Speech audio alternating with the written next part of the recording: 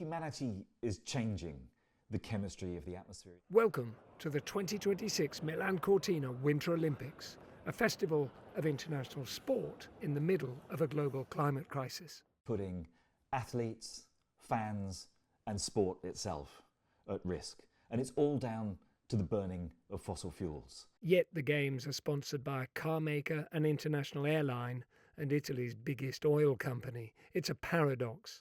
Campaigner Andrew Sims spells it out. And part of the problem is that we see this as now being completely normal. And if you have a major sport event sponsored by an oil company, an airline, and a car maker, all the big industries who are a major part of the problem, it makes this seem normal. And as long as it seems normal, it's going to be much harder to change. The Olympics have never been to Milan before. Although the city was an early unsuccessful candidate for the 2000 Summer Games, the fossil fuel industry was central to that initiative too. Sergio Giuntini is the president of the Italian Society for the History of Sport. Milan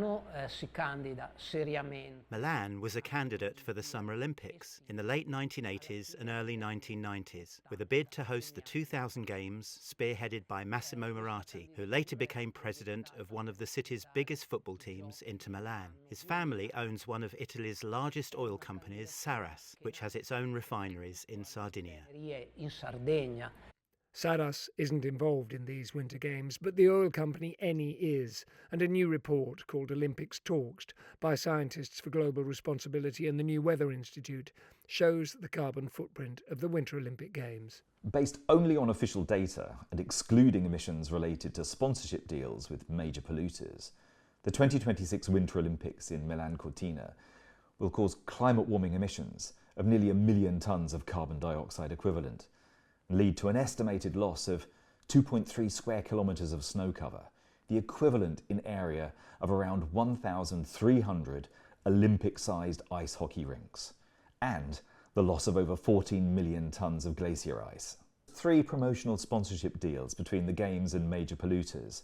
That's the oil and gas producer Eni, the car maker Stellantis and ITA Airways, are estimated to result in further emissions of around 1.3 million tonnes of carbon dioxide equivalent. That's about 40% more than the Games' own footprint.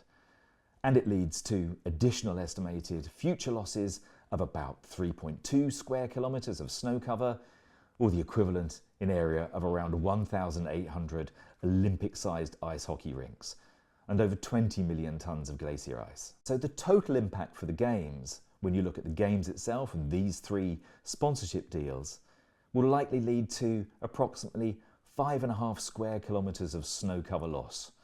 That's the equivalent in area of over 3,000 Olympic-sized hockey rinks and over 34 million tonnes of glacier ice.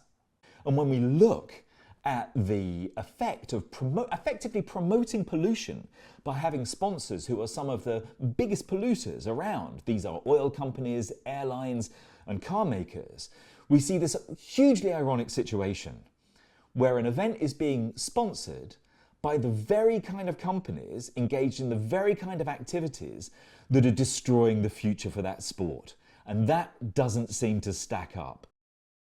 You can find the Olympics Talks report at the New Weather and Cool Down Network websites, and we'll be looking more closely at these Winter Olympics over the coming days, showing how they are also the unofficial World Championships of promoting massive polluters and mega construction, heating the mountains and melting the very snow and ice on which the Games themselves depend. Keep watching.